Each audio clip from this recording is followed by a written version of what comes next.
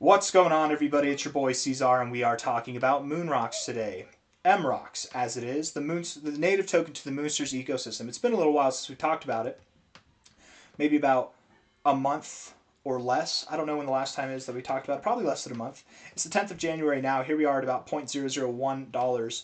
And from a low to a high, unfortunately, first and foremost, unfortunately, my friends, we have broken out of this range. I was thinking that we'd break out to the upside. Unfortunately, we broke out to the downside. There was no buying pressure. Crypto has not really been that exciting from December up until this point, so I don't blame you, right? Memes are not at the front, and not that this is a meme, but meme tokens, low market cap coins like this, they are not at the forefront of attention whenever it comes to depressed times in crypto. We look at this here from a low to a high. Let's see. Low to a high. Low to a high here. We're bouncing right off the golden, well, I shouldn't say we're bouncing yet. We're at the golden ratio zone, and we're looking for a bounce here. The reason why I'm making this video today, and I haven't made a video in about a month, is because I'm more certain today than I have been that we are at a local low area. We're at the golden ratio zone, and on the daily time frame, we have bullish divergence on our MACD. This MACD bullish divergence is fierce. It's beautiful. It looks great, you guys. Now, we've seen this before. We've seen bullish divergence before, and right whenever we cross green, we did move up. We did. We, from a low to a high, we pumped 55% in the course of like 3 days. That was awesome. But it didn't really do much after that. We actually went lower, right? We can have this bullish divergence. You can buy based on the what's the word I'm looking for? The speculative play that this bullish divergence will work out, but it might not work out immediately. Inevitably, anybody who bought on that bullish divergence reaped the rewards. You were in the green for a pretty solid amount of time. Plenty of time to offload if you were trying to make a short-term trade, a short-term PvP play there. But we did go down first. And that's the only thought that I'm trying to offer here is that we could still move lower. It is possible.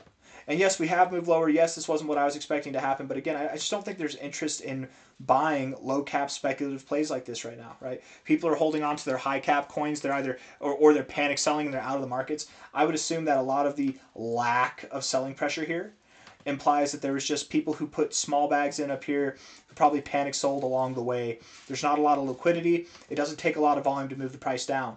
But there was much more volume on the way up than there has been on the way down. My theory is that whenever the buyers come back, they'll have an easy time moving the price up, right? The lack of selling pressure is because there's a lack of sellers, and we have a lack of sellers because anybody who's aware of this project, at this point, if you're holding on to it, you're a true believer. You've been around from the beginning, right?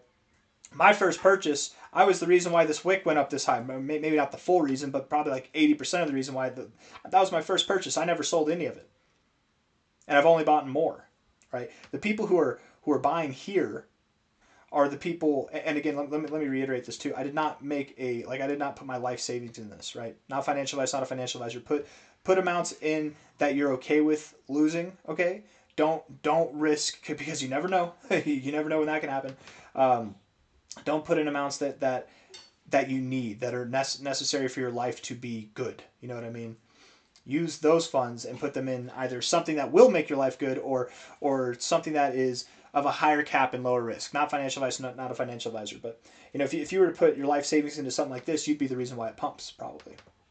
But I digress. All I'm trying to say is low liquid, low volume times like this, there's no selling pressure. All the sellers are gone. Who's here to sell? If you wanted to sell, you've had plenty of reasons to do it already. The only people who are left are the true believers at this point, the people who are accumulating. The same people who accumulated here before we rallied, the same people who accumulated here before we rallied. It's the same accumulation zone right now, and we're likely going to rally, prevail, and come out on top. I think with this bullish divergence, even if we do come down a little bit, if we have some extended bleeding like we did here, we barely went below this low at all. Maybe we do that. I still expect that we'll move up, and I do fully expect that the next move up will be more powerful than the last move. This most recent move from a high to a low here fell just shy of the golden ratio. On the bright side, first off, typically you do find resistance at the golden ratio on your first attempt. But there are moments where you break through the golden ratio on the first attempt. We haven't interacted with it yet, so there hasn't been any attempt. Any interaction from here with the golden ratio would be the first attempt officially. There are moments where we do break through it on the first attempt where it doesn't hold us back, and we do go to the 786, 886. Those moments are less common, but they're more common when you've interacted with the 0.5, like we did already, first and beforehand. With this price action, I wouldn't be surprised in the least, and the expectation that I have that this next move will be stronger than the last move, I wouldn't be surprised in the least if we did from here move all the way up to our 786 area, which lines up very well with prior support and resistance here. It's also, I'm pretty sure, lining up, if we take a high, oops, that's not the high. We take a high here to a low there, that also lines up with our golden ratio zone of this, which, to be fair, isn't really relevant now because we've seen lower lows. But still, that golden ratio zone has some significance. It had it here. It'll probably have it there, and that also lines up again with our 786. So from here, 4.6x, maybe a 5, 6x itself, something like that, is very possible. I would lean toward this half-cent area, personally. But again, bullish divergence implies good things coming. Doesn't mean that it has to happen like this. Doesn't mean it has to happen today. We could still bleed out some more and then come down, but I'm making this video for a reason. I think that we are at a low point. I think that it is as good of a time as any to accumulate more if that's what you're looking to do. Not financial advice, not a financial advisor, but I believe I believe that MROCKS will see prices all the way up at about 2.4 to 6.4 cents in time. If I had to guess, I'm assuming that we're going to get a nice little altcoin rally, alt season beginning here in February. If I had to guess, I would think by the end of Q1, if not even by the end of Q2, we're up in this area. That's my expectations at the moment. It all depends. There's a lot of different things that can happen, that can go right, that can go wrong, that can send us to higher prices, that can send us to prices that are not as high, or maybe boring times. You know, anything can happen.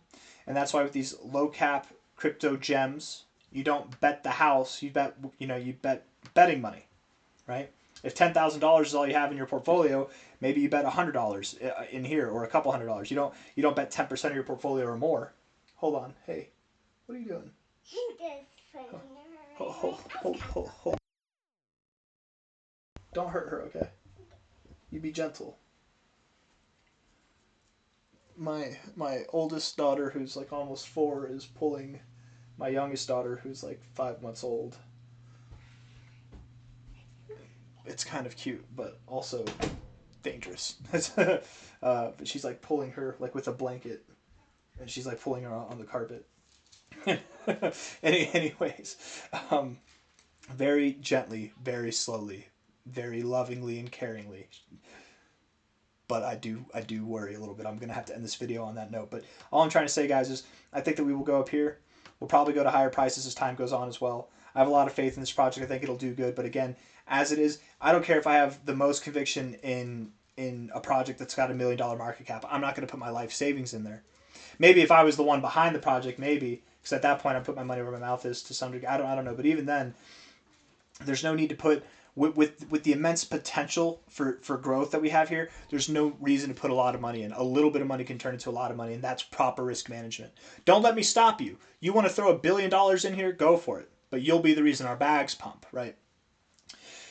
And that's how it is with these low market cap coins. I think this is a good kind of seed phase where you put in a little bit of money, you DCA, wait a couple months and just see what it turns into. You know, wait. I wouldn't be surprised if it was a couple months that we were at new all-time highs, but we'll see. Hit the like button, subscribe. Thank you all for being here. I'll see you on the next one, okay? Take care. Bye-bye.